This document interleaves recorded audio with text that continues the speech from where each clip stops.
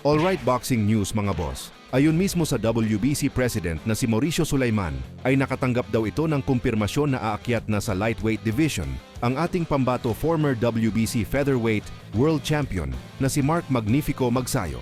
Kaya naman ay tuluyan ng nakansela ang planong pagtapatin sila, Magsayo at Michael Magnesi, para sana yan sa super featherweight final eliminator. Sa ngayon wala pa tayong idea kung bakit biglang tumaas ng division si Magsayo. So, dalawa lamang ang ating nakikitang dahilan po dyan mga bossing. Una, baka nahihirapan na sa timbang na 130 pounds si Magsayo, kaya mas pinili niya ang umakyat sa mas mataas na timbang. Pangalawa, maaring may iba pang mas matinding dahilan na tipong sila na lang ang nakakaalam. Pero sayang lang kasi mga boss, dahil isang hakbang na lang sana, makakasagupa na ni Magsayo ang WBC Super Featherweight World Champion na si O'Shaquie Foster. Pero wala tayong magagawa.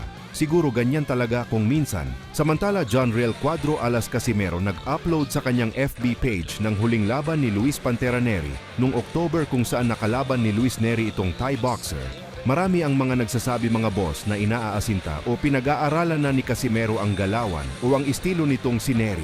Bagamat wala pang announcement si Koki Kameda kung sino ang susunod na makakalaban ni Casimero. Pero yun nga po mga boss, matindi na ang pahiwatig ng kampo ni Cuadro Alas na si Nery ang kanyang makakalaban. Matatandaan na kahapon lang ay pinakita natin ang post ng ilang mga Japanese kung saan may caption sila na Luis Nery versus John Riel Casimero. Kaya hindi lang mga Pinoy mga boss ang napapaisip sa maaring salpukan nila Casimero at Luis Nery sa buwan ng Abril. Bukod dyan, kung matatandaan ang sinabi ni John Riel Casimero na sikat daw ang kanyang susunod na makakalaban at nagsimula sa letter M ang pangalan ng bansa, kaya maari talaga isa itong Meksikano at maaring si Luis Nery na nga.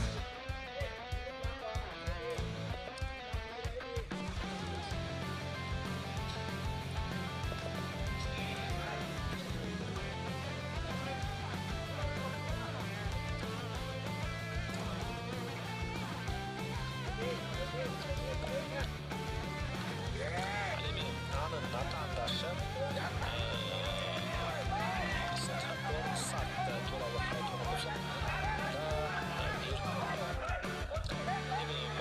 var. Bir Meksikalı müşkilde gelip salıştırmalı malumlar diyeklik çok güzel.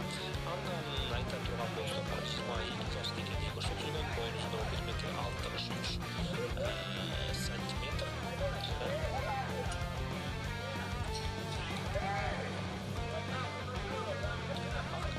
Жолы пішкен каринада битті шалбарады көрсетілген Луис Нері менен Антамурда 25 майда Санки алты раундқа созылған беттіште жеңіліп қалған насырқары 24 декабрда Талими Абдулхамид менен дағы бетті шалбарған.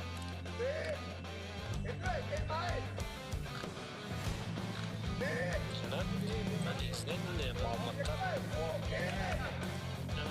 бұл мушкет туралы 6-шы раунд дерлік тегінен өтіп қалды беттештерден.